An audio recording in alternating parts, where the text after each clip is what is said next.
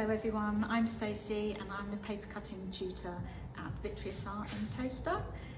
We've got a lot of lovely paper cutting courses coming up that I'd like to tell you about. We've come up with a new format going forward, so hopefully you're going to really like it.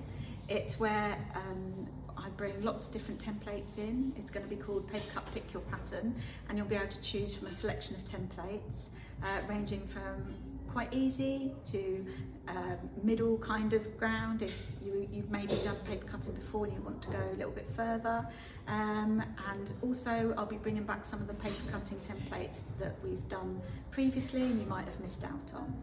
So one of our quite easy projects will be this poppy paper cut.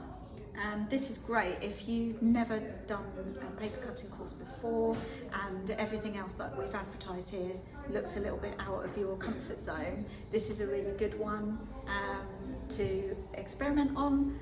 We're going to be adding some colour a little bit, but not too much, and you can choose your background colour on this as well.